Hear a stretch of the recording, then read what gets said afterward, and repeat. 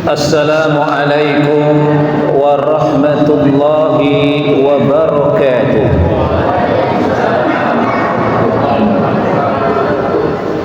Daun salam dicampur opak, jawab salam tapi kagak kompak. Bawa opak pakai motor Supra, kalau kompak masuk surga. Yo, jawabnya kompak lagi biar masuk surga. Assalamualaikum warahmatullahi wabarakatuh.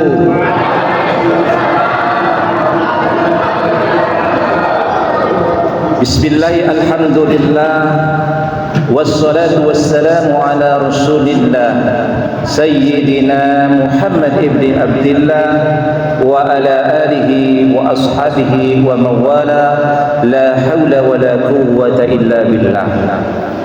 Rabbi shrah li sadri wa yassir li amri wahlul 'uqdatam min lisani yafqahu qawli.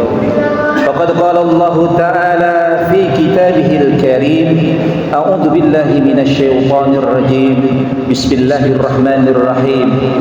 Ya ayyuhalladzina amanu kutiba 'alaikumus shiyam kama kutiba 'alal ladzina min qablikum la'allakum tattaqun. Shadaqallahul 'azim. Ma'asyiral hadirin jamaah salat Isya wa salatul tarawih yang dirahmati dan dimuliakan Allah Subhanahu wa taala. Alhamdulillah kita sudah selesai hari yang kedua dari saum Ramadan. Walaupun ada yang ketiga ya Bu. Ibu mau yang ketiga? Mau yang ketiga? Satu saja Bu. Alhamdulillah kita sudah 2 hari selesai saum Ramadan dan kita memasuki saum yang ketiga. Mudah-mudahan saum kita diterima oleh Allah Subhanahu wa taala. Mudah-mudahan kita diberikan kekuatan oleh Allah Subhanahu wa taala untuk merampungkan waktu-waktu yang tersisa, insyaallah dalam keadaan sehat walafiat, panjang umur, murah rezeki, anak soleh solehah, duit ngalir, rezeki ngucur, banyak kue, THR luncur. Amin ya rabbal alamin. Mau Bu? Mau enggak? Apa yang mau? Orang sebelum ngomong. Ibu-ibu hadirin yang dirahmati Allah Subhanahu wa taala. Saya pengen dongeng, satu dongeng.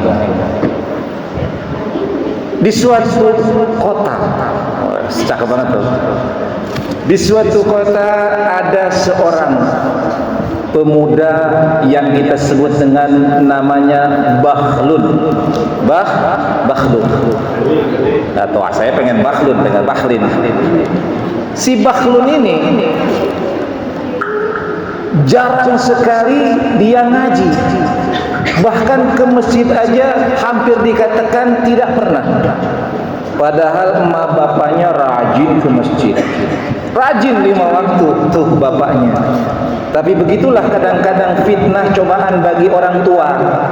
Biasa datang dari anak. Anaknya, bapaknya, emaknya cakep rajin ibadah, anaknya malah kadang-kadang susah untuk diajak ibadah. Nah, ketika memasuki bulan suci Ramadan, tiba-tiba alhamdulillah hidayah datang sama si Bakhlun ini. Kalau Bakhlil ntar tersinggung. Bakhlun saja.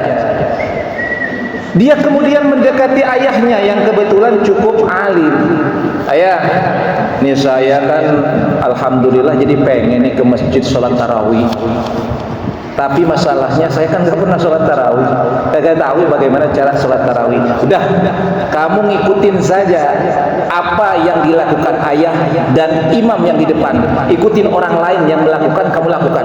Nggak usah banyak ngomong dah. Kalau ngajarin lama, ya. Ringkasnya kemudian ayah dan anak ini pergilah ke musola. Maka kemudian dilaksanakanlah iqamah dan berdirilah iman di depan. Dan kebetulan ayah dan Bakhlun ini berdampingan di depan, duduknya di belakang imam.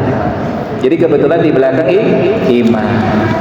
Ceritanya kemudian imam mimpin sholat, takbir dia, kemudian baca fatihah dia, baca surat, cakep dah bacaannya.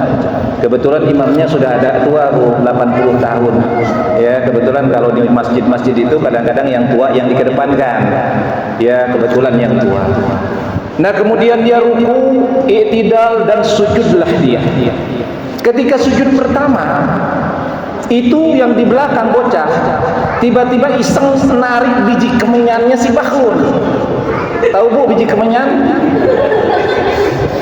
Biji kemenyan Bu ditarik sama temennya. Kaget si Bahlul.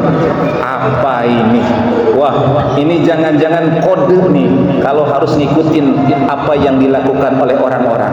Akhirnya dia nendem dalam hati, oke, saya tidak akan melakukan. Kemudian dia setelah sujud bangun, duduk di antara dua sujud, udah ngedek dari kepalanya tuh. Nah, kemudian sujud lagi. Sujudlah imam diikuti oleh makmum. Ketika di belakang kembali narik biji kemenyan si Bahlul, dan secara otomatis si Bahlul narik biji kemenyan imamnya. Maka yang terjadi, imamnya teriak.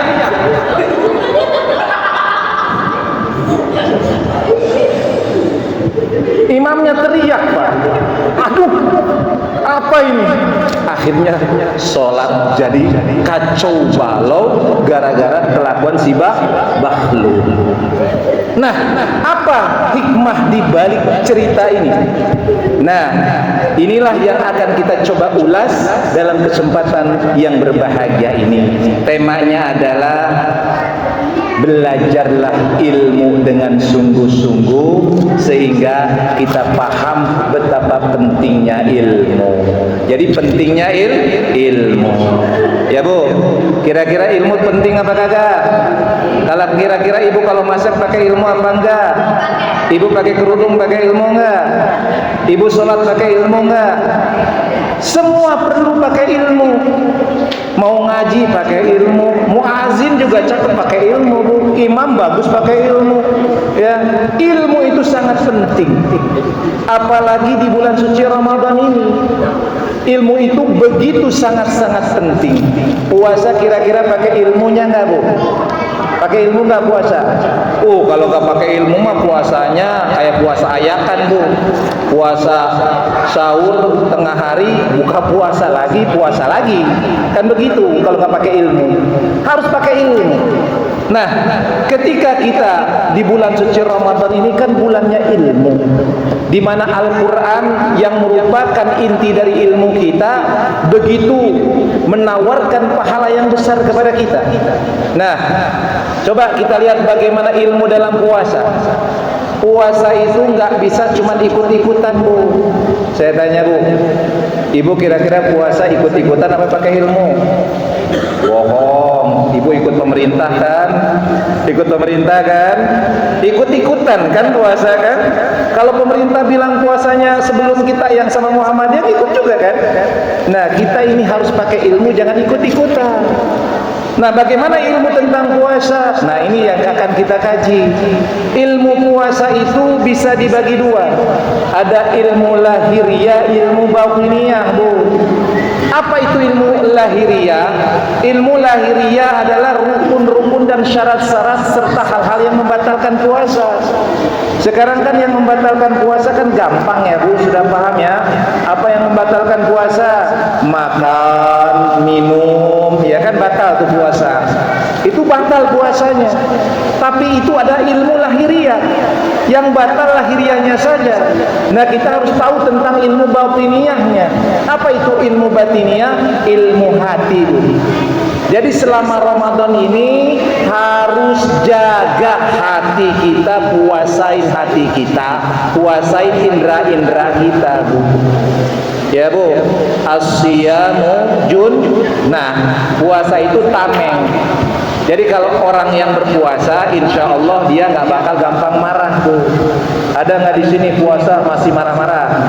Ada nggak di sini puasa masih ngomel-ngomelin? Ada nggak di puasa tapi ngomongin orang? Insya Allah kagak ada di sini, Bu. Adanya di sono, Bu, di ujung-ujung, Bu. Insyaallah kalau di Al-Furqan ini semua akan bisa menjaga lisannya, menjaga indera-indera yang diberikan oleh Allah Subhanahu wa taala. Ibu bapak hadirin yang dirahmati dan dimuliakan Allah Subhanahu wa taala. Itulah pentingnya ilmu dalam hidup dan kehidupan ini, dan dalam bulan suci Ramadan ini adalah bulan kita untuk menggali ilmu-ilmu Allah dengan sebesar-besarnya. Bu, tadarus sudah berapa juz, Bu? Sudah buat 2 juz. Alhamdulillah. Pak, tadarus sudah berapa juz, Pak? 12, Pak. Insyaallah juz Al-Fuqat, Pak. Ya, bulan Ramadan adalah bulan Al-Qur'an. Yuk kita sama-sama, Bu, jangan cuma ditampangin tuh Al-Qur'an di meja, di lemari.